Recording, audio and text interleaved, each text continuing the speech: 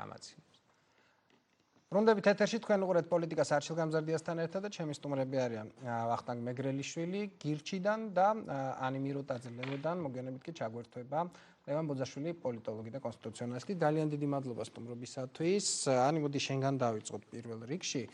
მე მაინტერესებს ამ ყველაფრის პერსპექტივას, ახლა ახსნას აღარ კითხულობ, იმიტომ რომ გავიგეთ საზოგადოებამ, რომ ოპოზიციის ესეთი ერთიანი პოზიცია ის არის, რომ მოხერხდეს ზეწოლა ხელისუფლებაზე იმ კუთხითთანაც, რომ ხელახალი არჩევნები განახლებული ცესკოს რეჟიმში დაინიშნოს, თან როგორც ხვდები რაღაცა მოკლე ვადებში, რაც შეიძლება, რა.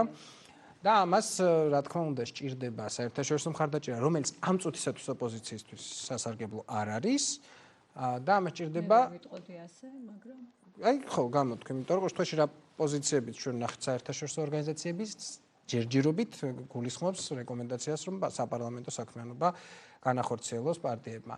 და მეორე ეს არის შიდა წინააღმდეგობის ძალა, რომელიც აი არ ვიცი, მე ჯერ ვერ ვზომავ, რამდენად საკმარისია საიმისოდ, რომ იყოს მზარდი, პერმანენტული და ასე ვთქვათ, ექსპრესიული თავის ბუნებით. მადლობა. იესალმები.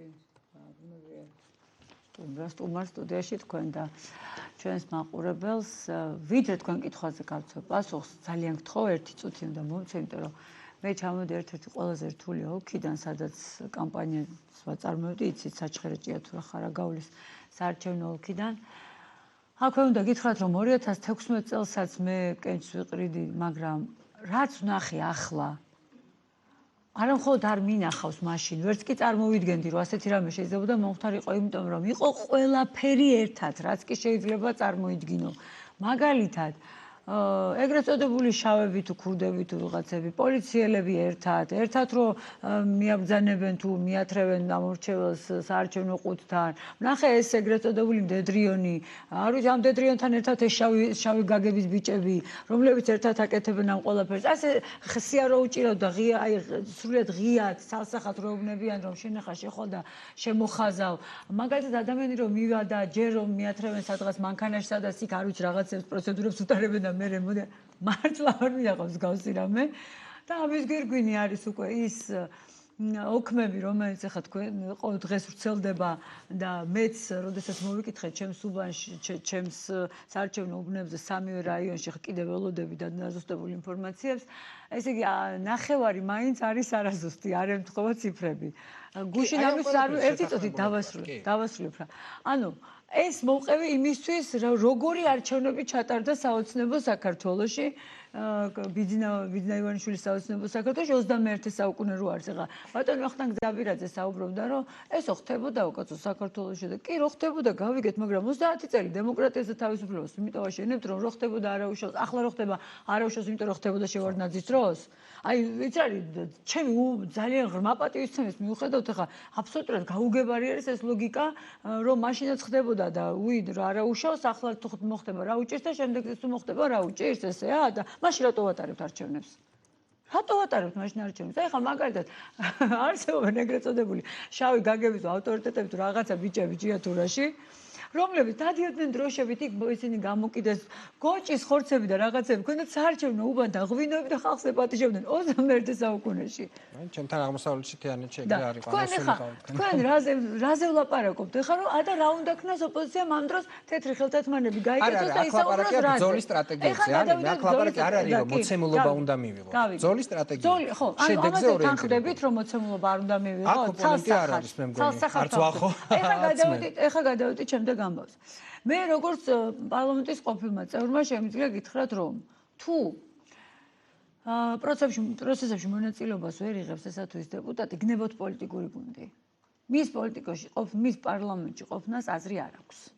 მარტივია ძალიან. თუ იქ ხარ ეგრეთ წოდებული დამატება, ჩვენ იმის მიუხედავად რომ ჩვენ თავის დროზე კოალიციაში, რასაც ხშირად მე გვაძახებენ ხოლმე, რომ კოალიციაში ვიყავით და ვითულებოდით, რომ ხელისუფლების წარმომადგენლები ვიყავით, არავინ არ გვეკითხებოდა არაფერს. ეს იყო ზუსტად ის ინკლუზიური მთავრობა, რაზედაც მიხეილ სააკაშვილი საუბრობდა ოღონდ ბოლო რეკომენდაციებში. არავინ არ გვეკითხებოდა არაფერს. ახლა თუ არავინ არ გეკითხება არაფერს და თუ საბოლოო ჯამში გამოდიხარ, რომ ძაღლიყებს და ქარავანი მიდის და თუ საბოლოო ჯამში გამოდიხარ, რომ შენ კი აჭერ წითელ ღილაკს ხელს, მაგრამ ისინი ბევრნი არიან ეგრეთ წოდებული არ ვიცი ფულისტომრები მდუმარე დეპუტატები ვინც არიან არ ვიცი რომლებიც აჭერენ მწვანეს ხელს და შენ იმის მიუხედავად რომ ჩხუბობ 1000 რამეზე და მაინც არაფერი შედეგი არ დგება მაშინ ამოცანა გვეკითხება რა გინდა პარლამენტში თუ შენი იქ ყოფნა გამართლებული არ არის პოლიტიკურ პროცესს ვერ ქმნი და გადაწყვეტილებებზე ზემოქმედებას ვერ არა მაგრამ პოლიტიკური პროცესის შექმნა და გადაწყვეტილებებზე ზემოქმედება ორი გამიჯნოთ ani პოლიტიკური პროცესი შეიძლება შექმნა კლიმატის მათ შორის პოლიტიკური სუბიექტების წინ წაწევის გარეთ ქუჩაში პროცესის საზოგადოებრივი მხარდაჭერის მithumetes თქვენაირი პარტიები რომლებსაც ყავს ელექტორატი მაგრამ მცირე ჩვენ შეგვიძლია ვიკამათოთ იმაზე ეფექტური რომელია თქვა შეხვიდე თუ დარჩე გარეთ ამაზე მაგრამ მე ამას მიუბრუნდები ამ თემას ხო შიგნით ყოფნა ჯობია მაგათაც ჩვენელი პარტიებისთვის თუ გარეთ დარჩენა და მეორე ამბავი ახლა სტრატეგიაზე თქვენ რაზეც მე ვლაპარაკებ და სრულად გეთანხმებით რომ ძალიან რთულია ახლა იყო და თქვა იომი ამდენი არ შეხვიდე პარლამენტში და თან ძალიან რთულია რომ მოცემულობა ისეთ პოლიტიკურ სპექტრთან ერთად რომელსაც გუშინ არ ეთანხმებოდი გუშინ მისი წინააღმდეგი იყავი გუშინ მიგაჩნდა და მის ასე ვთქვათ ხელისუფლებიდან გაშვებაში ყველაფერი გააკეთე და დღეს აღმოჩნდა რომ რუსთაველის გამზირზე მასთან ერთად უნდა დადგე და რთულია თქო ხომ არ გონიათ რომ მადვილი ხა ეს რომ გამოვლენ და დაიწყებე ლაპარაკს რომ უი მე აი ნახა დავინახე ერთად ესენითგანა ძალიანაც რთულია ჩვენ ჩემთვისაც ძალიან რთულია მაგრამ ნახეთ როგორი ამბავია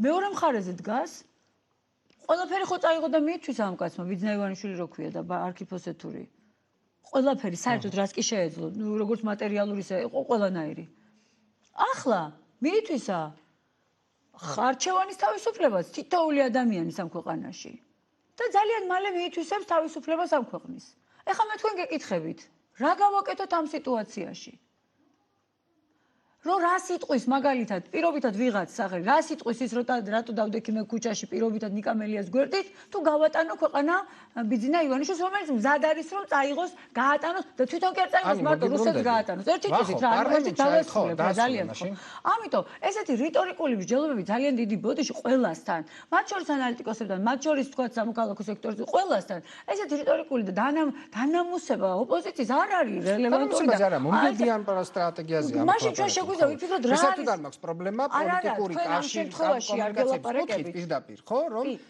საერთოდ ვერ ხედავ პირადად მე რო ვიყო პოლიტიკოსი რომ დავდგერ ნებისმიერ ოპონენტთან რომელიც სიტუაციური მოკავშირე აი თემატური კავშირები კიდე ეს ტერმინი მე მგონი გილჩებს უყარდათ ხოლმე თემატური ურთიერთობა დაამყარო ხოლმე ეს თემა არ არის ეს პრობლემა არ არის სტრატეგიის მომგებიანებაზე ლაპარაკი გავიგე არჩევნების შედეგები დაიდო 31 ოქტომბერს ხო 8 საათის შემდეგ ჩვენ დღეს ოფისებში მთელი დღე ახლა მეც ამ წუთშიც როცა მოვდიოდი მუშაობთ თითოეულ ოქმზე ვითვლით ვდებთ რომ წარმოვადგინოთ მაქსიმალურად მეტი ინფორმაცია იმის შესახებ როგორ მძიმე მდგომარეობაში აღმოჩნდით როგორ არ ვიცი რა ბუღალტერიით არის ჩატარებული ეს დათვლები მართლა არ ვიცი ეს ატყობა ჟვანიას ბუღალტერია ბიძინა ივანიშვილთან შეთანხმებით იმიტომ რომ ჩემთან ყველა ციფრებს ყველგან აცდენა ამიტომ ჯერ არის დღეს ახლა მთავარია ეს ხვალდაზე ბუნებრივია ერთი წუთი და აი მართლა 2 წუთი წამიჭირდება ხვალდაზე ბუნებრივია ძალიან აქტუალური ხდება საკითხი რას შვებით ხვალ აი ხვალეზე ხო აი მაგას მე ცალკე კითხავ ხო რამდენად არის ასეთი ვერსიებიც შეხედულებებში თუნდაც ჰიპოთეტური რომ ორი ძლიერი დომინანტი ძალის რაღაცნაირი დეკორაცია შეიძლება გახდეს ის შედარებით მოკრძალებული რესურსების პარტიები როგორც თქვენ ხართ აქ და თქვათ ახალი საქართველოს გვაკლია ამ წუთში ამ კუთხით ამის ის არის რომ ამ შემთხვევაში თქვათ ზეგავლენის ეფექტი ამ პარტიებს ნაკლები ექნებოდათ მაგრამ პარლამენტში პროცესებზე ზეგავლენის თანამონაწილეობის ქუჩაზე ხი ამ შემთხვევაში ქუჩის სტრატეგიით ეკითხები რომ ჩვენ ანუ რაღაცნაირად ქუჩაში წარმატებულები ვიქნებით თუ არა ამ ორ პარტიის და რა პატარა პარტიები პატარა პარტიები რამდენად შეძლებთ ამ შემთხვევაში აი რა კიღა უკვე რაღაც საკუთარი ელექტორატი მოიხაზა საკუთარი სივრცე მოიხაზა შეიძლება ვთქვათ ერთდროული თანამონაწილეობა საპარლამენტო სივრცესა და ქუჩაში ყოფილიყო ვთქვათ პოზიციონერების კიდევ უკეთესი ხერხი და ასე შემდეგ აი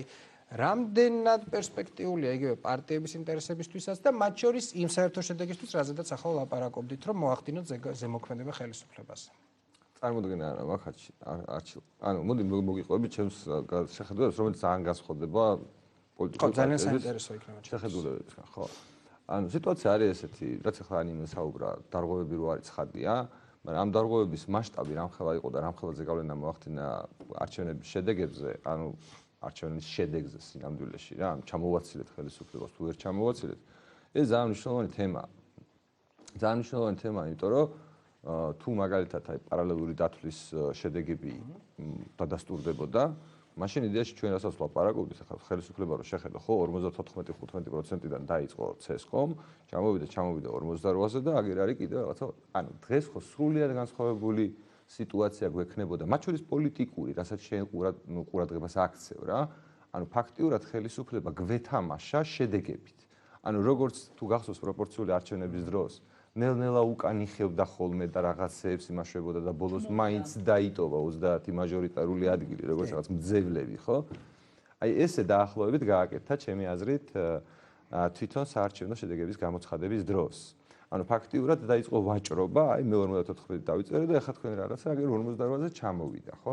და ზუსტად აი ეს ამბავი არის ძალიან მნიშვნელოვანი, ხო? იქონია თუ არა გავლენა თავად გაყალბების აი ამ პროცესმა და თქვენ წერანადარებლით წინა პერიოდში წყალბდებოდაო, ხო? არა, მე რა დავიწყე ჩემს არც მოწმე არა. კი ვიცით რომ ზოგადად საქართველოში სასამართლო რო არა გვაქვს. შესაბამისად ცუდ საქციელზე პასუხს არავინ არ აგებს. მათ შორის არც საარჩევნო ადმინისტრაციები, არც ხელისუფლებები, როდესაც ისინი არჩევნებს იპარავენ, ხო? მაგრამ ნახეთ გირჩის სიტუაცია როგორია. ჩვენ ამებში ვერ ყვევით. დაახლოებით 8 თვის წინ დავიწყეთ ამ ოპოზიციურ პარტიებთან მოძრაობა, იმიტომ რომ ჩვენ ვიცოდით, რომ თუ ჩვენ რაც გაკეთება გვინდა, იმის გაკეთების ერთადერთი შესაძლებლობა არის, არა მარტო, რაღაცა შენ პრემიერი მყავს გაიძახოდე და მე მოვიგებ მარტო არჩევნებს, გაიძახოდე სხვა ოპოზიციური პარტიები ვით და შესაბამისად ჩვენ გვჯეროდა, რომ ამ ოპოზიციურ პარტიებთან თანამშრომლობა არის ერთადერთი გამოსავალი. ეხლა ნახეთ რა მოხდა. ანუ ერთის მხრივ რაღაცა ვითანამშრომლეთ, მაგრამ მე ეს ოპოზიციური პარტიები დაიშლანენ წინა საარჩევნო პერიოდში. ყველამ აერჩია სტანდარტული სტრატეგია, რა სტრატეგიითაც ხელისუფლება თამაშობდა. ანუ ხელისუფლების მოედანზე ითამაშეს პოლიტიკური თამაში. და სამწუხაროდ ხელისუფლებამ თავისი გაყალბებას ამ ყველაფერს დაამატა და ყველანი დარჩნენ უკმაყოფილები, აბსოლუტურად ყველანი. მაგრამ რა არის გირჩის ამოცანა? გირჩის ამოცანა იმ 8 თვის წინ იყო ის, რომ ჩვენ შეგვეგროვებინა ეს ხალხი. იმისთვის რომ რამოდენიმე უმნიშვნელოვანესი ცვლილება მოგვეხდინა ამ ქვეყანაში.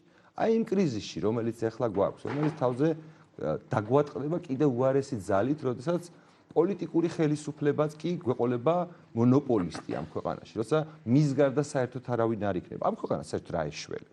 მართლა რა პერსპექტივა აქვს, ხო? ეხლა წარმოიდგინეთ, რომ მონოპოლისტი ხო ახლაც არის. არა, წარმოიდგინეთ, რომ ამ მონოპოლიას ქონდა ვადა დადგენილი, რომ ყოველი 4 წლის თავზე ეს მონოპოლია უნდა გადაიხედოს, ხო? ხო, მაგრამ მონოპოლისტობა სიახლე არ არის. ჩვენ 4 წელი კი არა, 8 წელი. არა, 4 წელია მონოპოლისტი ქართული ოცნება ხელისუფლებაში. მანამდე 4 წელი არ იყო. ხო და ანუ სინამდვილეში ხო ეხლა წარმოიდგინეთ ყველა ინსტიტუტი ასე თუ ისე მოსუსტა, ყველაფერი ერთ ადამიანზე დამოკიდებული. ანუ რეალურად გაგრძელება რა იქნება? ვისთან უნდა გააგრძელო მუშაობა? თუ ოპოზიცია საერთოდ არ იქნება პარლამენტში. საერთოდ რო არ ყოფილიყო ეს გაყალბებები, ყველას რო უარია თქვა. ჩვენ გირჩი მოძრაობდით ამით. შეიძლებოდა პარლამენტში შესვლა, თუ ეს ხალხი იქნებოდა მზად იქ საბრძოლველად, მაგრამ თუ ეს ხალხი საერთოდ არ არის მზად საბრძოლველად, არ არის საბრძოლველად. მაშინ რა თქმა უნდა ყველას ამოცანა ეხლა კონსენსუსური მდგომარეობის შენარჩუნება. იმიტომ რომ ჩვენ თუ ჩვენი მიზნების მიღწევა გვინდა, ჩვენ ამ მიზნებს რაღაცნაირად უნდა შევეცადოთ, რომ ერთად გავაკეთოთ. ეხლა ჩვენი გირჩის ამოცანაა, რომ ეს ფორმატი ხელახლა განვაახლოთ. ანუ ჩვენ ოპოზიციური პარტიები დავსხდით ისევ და მოვიფიქროთ მართლა რას ვაკეთებთ ამ სიტუაციაში. გუშინ დაახლოებით მაგას ვლაპარაკობდით ჩვენ, რომ ეხლა მთავარი არის განსაზღვროთ, რომელი სტრატეგია არის პოლიტიკურად უკეთესი. მაგალითად, ამ ორივე სტრატეგიას აქვს თავისი პლუსი და მინუსი. ამისთვის მაგალითად გუშინ პოლიტიკური პარტიები წავიდნენ იმიჯელეს, ახალი მონაცემები შემოვიდა და დღეს ეს გადაწყვეტილება იქნა მიღებული. ჩემი აზრით, ზუსტად აი ჩვენი პოზიცია ესეთია რა, რომ ამ პროცესს უნდა მიყვეთ, იმიტომ რომ წარმოქმნა არავის არ აქვს ხვალინდელი დღე როგორი იქნება. ანუ ხვალე რა მოხდება დღეს სწორია თუ რაღაცა გადაწყვეტილება შენ რო ამბობდი აი ყოველთვის ყალბდებოდა და რაღაცა. არა, როდის ჩემს არაფრის მოცემულობა არა კაცო. არა, უბრალოდ შენ რო ახსენე ბოდიში. ხო. ანუ შენ რო ახსენე რომ თითქოს ეხლა უნდა შევეგუოთ ისევე როგორც ადრე ვეგუებოდი. არა, ლაპარაკის. შერჩევის სტრატეგიის შერჩევაზეა. დიახ, მაგას გულისხმობ. შეგუება არ არის სტრატეგიის შერჩევა. არც ერთ ვარიანტში შეხვალთ პარლამენტში იქ გააგრძელებთ ომს და გარეთ ანუ აქ არის ლაპარაკი შედეგს რომელი უფრო მოიტანს ეფექტურს თუ მარტო გარეთ იქნებით თორე აქ შეგუებაზე არ არის რა შეიძლება აქ ორი აზრი შედეგს მოიტანს ერთიანობა. ანუ ნებისმიერ შემთხვევაში თუ რამეს აქვს შედეგის მოტანის შანსი აქვს ოპოზიციის ერთიანობას. თუ ამ ერთიანობიდან გადიხარ და მე ამტკიცებ რომ გასვლა კარგი იყო თუ ცუდი იყო თუ ასე უნდა მოქცეულიყო აი თუ ისე უნდა მოქცეულიყო მე უკვე ყველაფერი გაფუჭებულია. ხო, რა გითხრა ეს ცოტა საკამათო თემა არის ერთიანობის თემა იმ ხრივ რომ არჩევნებზე საერთო ჯამში მარტო საკუთარი ძალებით აღმოჩნდით ამ რაღაცა ერთიანობის იმიტაციის მიუხედავად. ფაქტია რომ ლელოც თავის ძალებით გავიდა და ერთიანობას პრობლემაა ლელო არ თანამშრომლობდა გირჩიც თავის ძალებით თქვენმა ელექტორატმა მოგცათ ხმა და არა სხვა ერთიანობის მაგრამ ჩვენ სინამდვილეში მაგალითად ოპოზიციური პარტიების იმედი გქონდა რომლებიც იდეაში რაღაცა ესე გულანთებული ლაპარაკობდნენ რომ ყველაფრისთვის მზად იყვნენ საომრად დაიცავდნენ ხმებს ამას იზავდნენ იმას იზავდნენ ხო ესე იყო გიჟს ხო მსგავსი პარტიული სტრუქტურა არ ქონდა არანაირი გამოცდილება ამ მიმართულებით არ ქონდა თავიდან როდესაც თქვა პირველად ჩვენ ბევრად ნაკლები ინფორმაცია გქონდა მაგრამ დღეების განმავლობაში ჩვენ იმ ინფორმაციას ვიღებთ და ვაანალიზებთ რა არის სწორი და არასწორი ანუ იგივე მაგალითად სიტყვაზე რასაც ვამბობთ ხო სხვა ოპოზიციურ პარტიებს ჩემი აზრით ქართულ მოცემამ რაც გააკეთა შემდეგი რამე ყველაზე ნაკლები ხმები მოპარეს ნაციონალურ მოძრაობას თუ ვინმე ხმები მოპარეს ეს მოპარეს პატარა პარტიებს ანუ ნაციონალურ მოძრაობას შეეძლო თავისი ხმების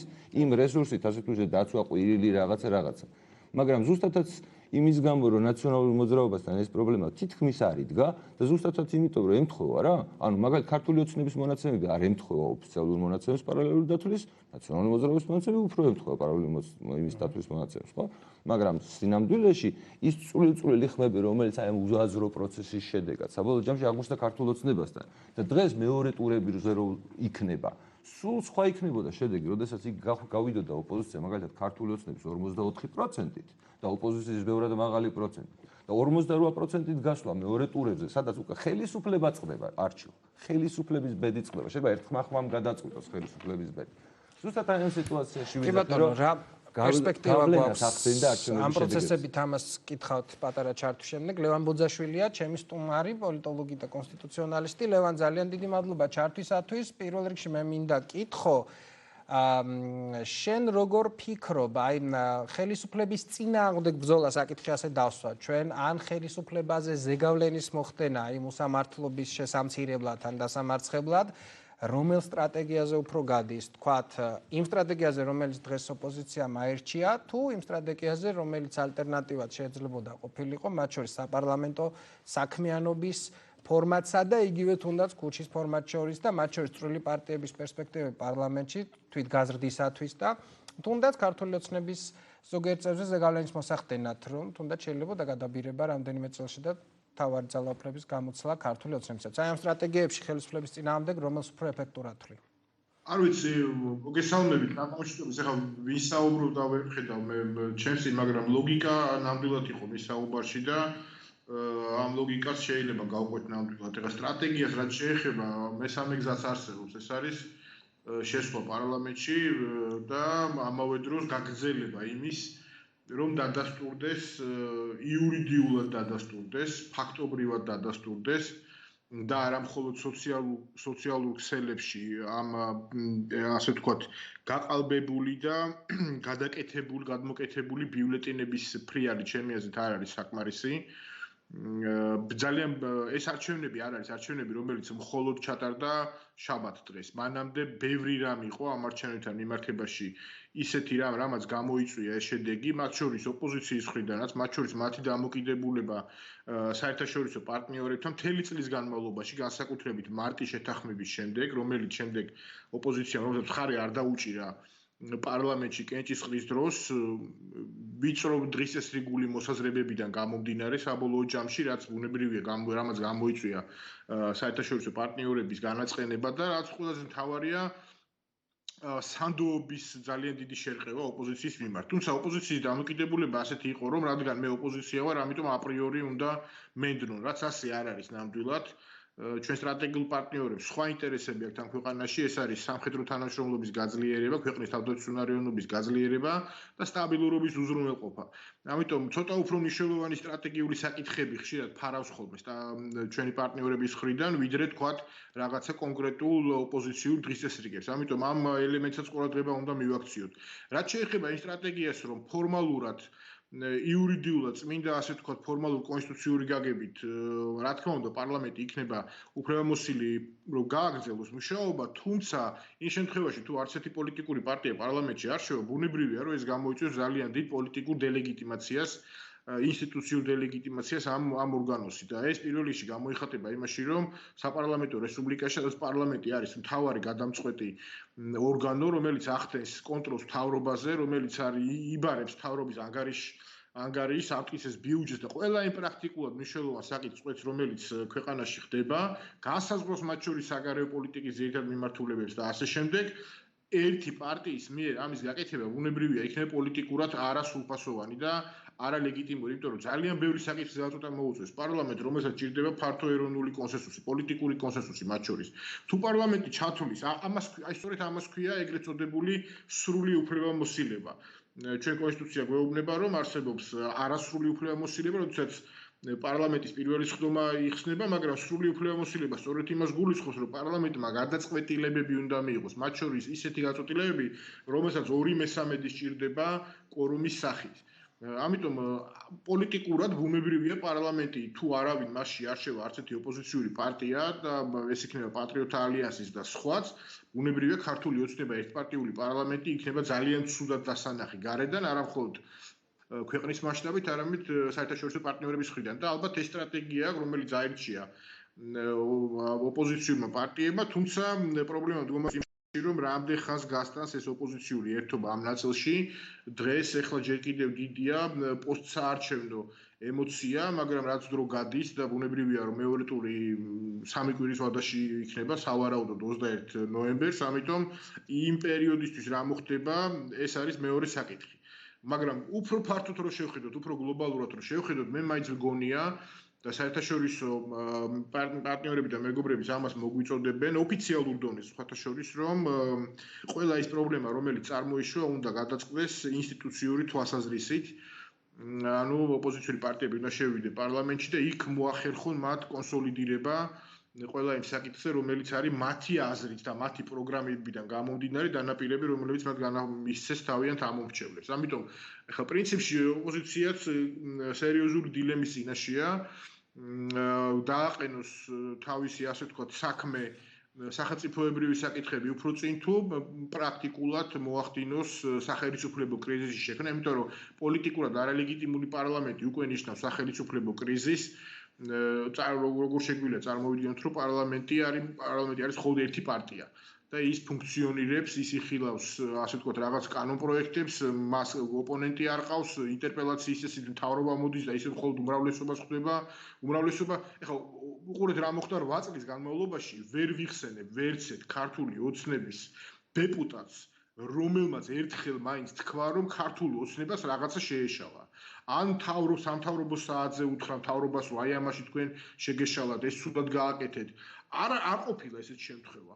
ესეთი დიდი როგორც იტყვიან, რაღაც აურამ დაისადგურა, პოლიტიკურმა აურამ, რომ ყველას გონია, რომ ის არის შეუმცდარი, რადგან ხელისუფლებაში ეს არის რაღაცა პარტიული თვითდისციპლინის რაღაცა ასე ვთქვათ ტენდენცია, თითქოს რომ არ შეიძლება რომ საკუთარ პარტიაზე ან მთავრობა გააკრიტიკო, ან რაღაცა დაუწუნო, ან რაღაცა მიუთითო და ასე შემდეგ. ეხლა ამ ეს 8 წლის განმავლობაში როცა ოპოზიცია იყო, ეს არავის გაუკეთებია და ეხლა როცა ერთი პარტია იქნება, ისინი რას იზამენ? ეხლა ითამაშებენ ამას, რომ ასე ვთქვათ, საკუთარ მთავრობას დაუწყებენ ფსევდოკრიტიკას, თუ როგორ მოხდება ეს ამბავი, როგორ წარმოგიდგენია. ბუნებრივია, რომ ეს პოლიტიკური დელეგიტიმაცია არის ძალიან დიდი რისკი პირველ რიგში ოცნებისთვის. შესაბამისად, მე არის რისკი უკვე ქვეყნისთვის, იმიტომ რომ წარმოვიდგინოთ, რომ ჩატარდა უახლოეს მომავალში რიგარეში არჩევნები დაინიშნა, პრაქტიკულად შედეგი იქნება მეტნაკლებად იგივე, გარკვეული ცვლილებებით, მაგრამ ერთი რამს ასახარო, ეს ცვლილებები იქნება ისეთი, რომ მთავრობას ვეცეთი პარტია ვეღარ დააკომპლექტებს და ხელახალი რიგარეში არჩევნები გასაგებია.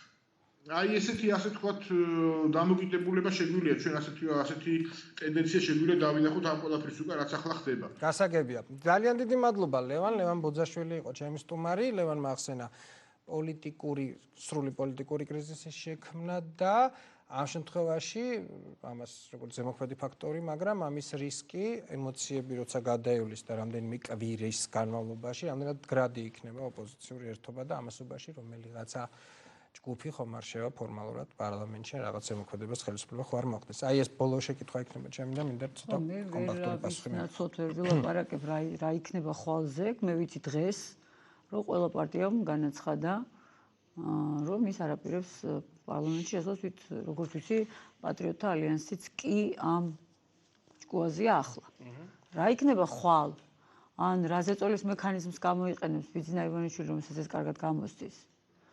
ან რა მოცემულობა შეიძლება იყოს? მე ამაზე საუბარი გამიჭირდება, მაგრამ მე მაქვს ჩემი კოლეგების, გულისხმობ ოპოზიციონერების, კეთილგონიერების იმედი და დღეს არც ერთი მიზეზი არ მაქვს ეჭვი შევიტანო მათ ნათქვამში და შესაბამისად ვფიქრობ, რომ სტრატეგია, რომელიც არჩეულია, რომ დატოვოს საკუთარ თავთან მარტო იმ პოლიტიკურ ტოქსიკოსში ქართული ოცნება, რომელიც დაიმსახურა, უნდა დატოვო.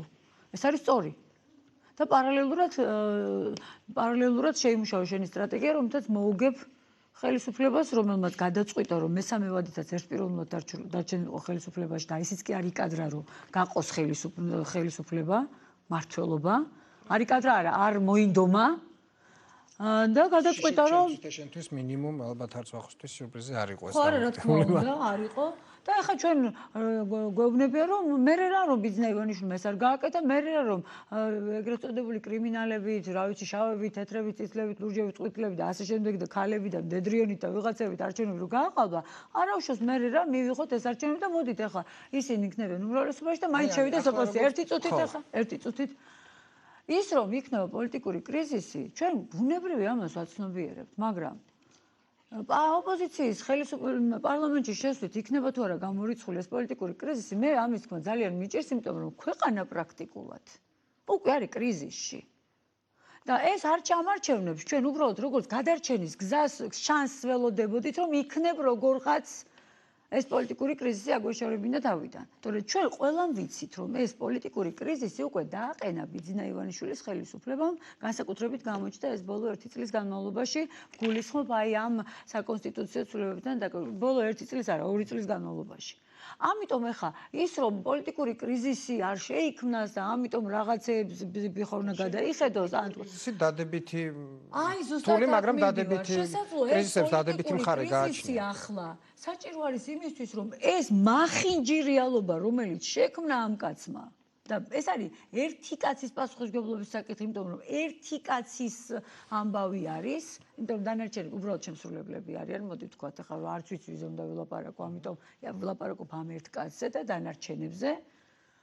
ამიტომ მე არ მესმის ახლა როდესაც საუბარი არის იმაზე, რომ ხო არ ჯობდა, არა, ჯობდა რომ იქნებ ეს კრიზისი, ვთქვათ, რომ დავარქოთ თავის სახელს, ეს კრიზისი არის, დავინახეთ, მოიპარა ხმები და ეხლა კპარავს არჩევანს და ეხლა ნახეთ და დავასრულებთ ამით. მე არ ვისურვებდი, რომ პოლიტიკური ხარაკირი გაეკეთებინა რომელიმე პოლიტიკურ ძალას. არ ვისურვებდი.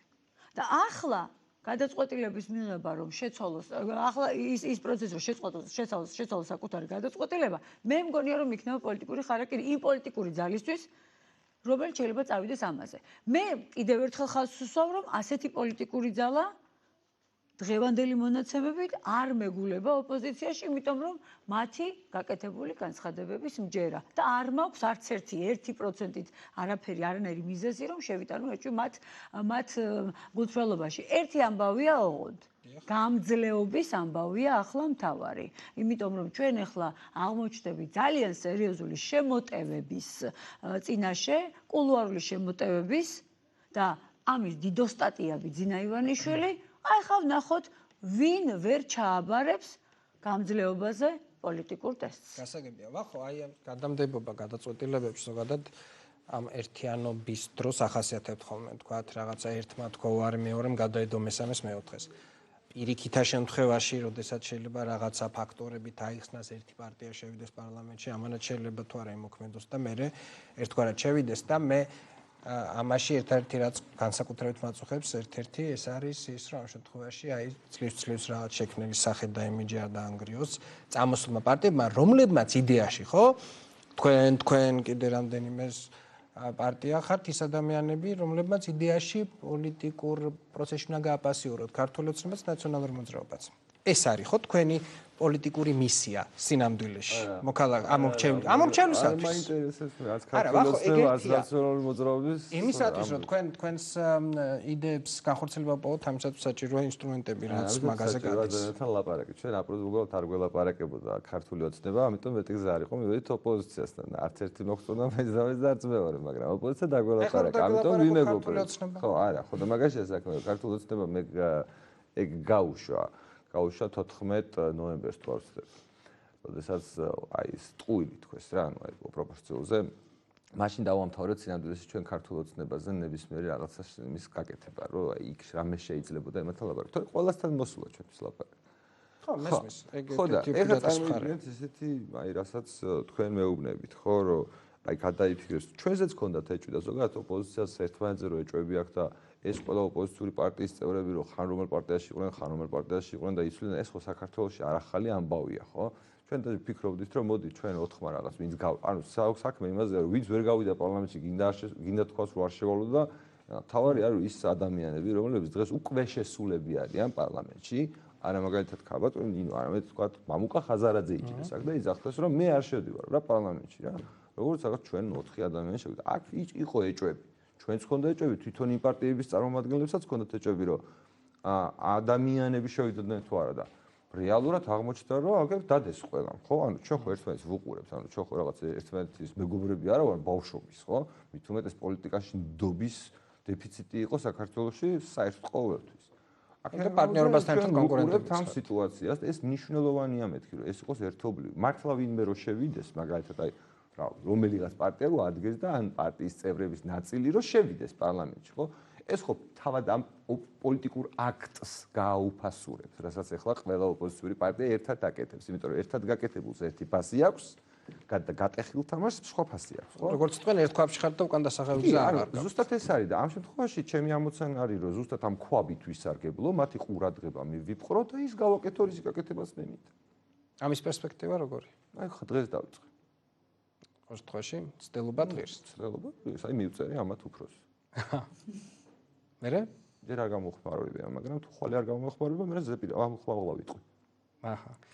ხო, შეიძლება იცი მე ის მომწონს ხოლმე რომ აი რაღაცა ამ დომარის გულისხმობთ ალბათ. ნუ ერთ-ერთ. ხო, რომ ამ ამასობაში რაღაცა ახალი ომზე გადავდივარ. პოლიტიკური კომუნიკაცია. გადავდივარ ოპოზიციასთან. ოღონდ თუ ისინი ან ითანამშრომლებენ ჩვენთან, თუ სერიოზული არ იქნება ეს თანამშრომლობა, მე დავანგრევ ოპოზიციას. ძალიან საინტერესოა სხვათა შორის აი ეს პოლიტიკური კულტურის რაღაცა და კომუნიკაციის ახალი წესები ხოლმე ძალიან საინტერესოა, იმიტომ რომ ამან შეიძლება ერთ გარკვეულწილად კარგი გაგებით გაიძულოთ ერთმანეთთან პარტნიორობა დაამყაროთ. მიუხედავად იმისა, ეს სხვათა შორის მცირე პარტიებისთვის ძალიან კარგი იქნება იმ კუთხით, რომ ძლიერი პარტიაც ჩართოთ თქვენ სრულფასოვნად შემოგხედონ, რომ არ იყოს ესეთი დომინანტორობის განცდა. ფიქრობ საინტერესო პროცესები გველოდება წინ, ყოველ შემთხვევაში მე იმედი მაქვს, რომ ეს შერჩეული სტრატეგია გაამართლებს და გულისხმეში ეთანხმებით ამ არჩეულ გზას პარტიის ძირითადი. მე ვეთანხმები ამას ვიტყვი თუ მაქვს კიდევ დრო, ბუნებრივად ვეთანხმები და როდესაც თუ იმე შემეკითხება ახლა ვის უფრო მეტი თავსატეხი აქვს ხელისუფლებას თუ ოპოზიციას, ნუ თავსატეხი ორიოს გვაქვს, იქ ბევრი შემადგენელი ნაწილი აქვს, მაგრამ უფრო მეტი თავსატეხი ახლა დღეს აქვს ხელისუფლებას. ამიტომ ოპოზიციამ ბუნებრივია უნდა ისარგებლოს ამ უპირატესობით და არ უნდა დათმოს ეს უპირატესობა. ამიტომ მე იმედს ვიტოვებ, რომ ყველას კარგად აქვს ახლა გააზრებული ოპოზიციაში დღეს 2020 წლის 2 ნოემბერს იმის მიუხედავად რომ გაგვიყალბეს 1000 უბედურება დაატრიალეს, რამდენად სერიოზულ პოლიტიკურ უპირატესობაში იმყოფება ოპოზიცია ხელისუფლებასთან. ამიტომ ამ შანსის ხელიდან გაშვება ბუნებრივია არ შეიძლება და ბუნებრივია ჩვენ უკვე გავიზარდეთ, მე მგონი გავიზარდეთ პოლიტიკურად ისე რომ ეხა ვერ გავიაზროთ რამდენად მნიშვნელოვანი არის ერთიანი პოზიციის ქონაც და აღებული უპირატესობის დაცვაც. ოღონდ ეს ერთი პოზიცია უნდა იყოს თანაწარმოებით და არა ინკლუზიურად. დიახ, სწორედ ამის მომინდა, იმიტომ რომ არათანხმობის ეს ინსცენირება. ეს უპირატესობა ბუნებრივია, საბოლოო ჯამში ყველასთვის იქნება კარგი პერსპექტივაში. თუ ამას გავიაზრებთ, ახლა თუ ძალიან როგორ გითხრათ, შუადღემდეც კი ვერ გაკაჩა ჩვენმა გონიერებამ, მაგალითად რომელიმე პოლიტიკური ძალის ან რომელიმე ცალკეული პოლიტიკოსის და ასე შემდეგ. ბუნებრივია ეს იქნება პრობლემა, მაგრამ მე კიდევ ერთხელ ვამბობ, რომ ამ ტიპის უპირატესობა ბოლო რამდენიმე წლის განმავლობაში ოპოზიციას ხელისუფლებასთან მიმართებაში არ ქონია.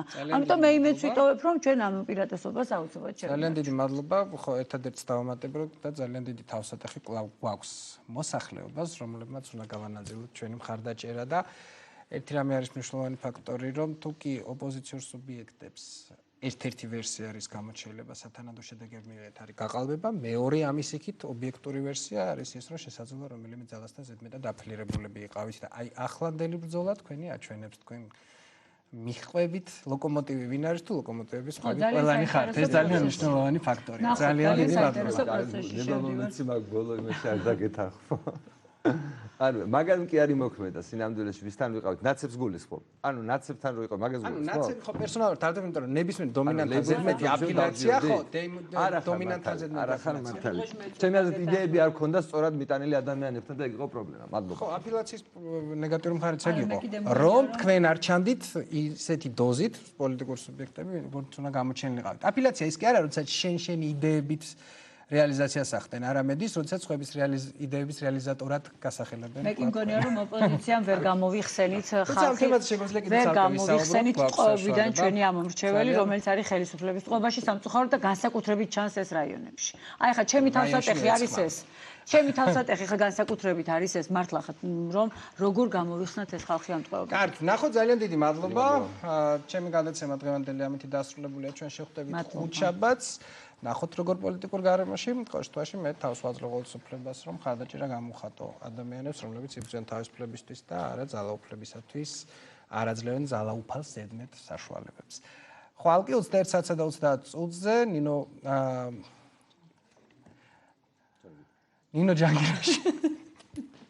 ნინო ჯანგირაშვილის შემოგიერთებათ ბარიერით, ხოლო მანამდე დავით ალქუბარდიას სპექტრით. დროებით მადლობა.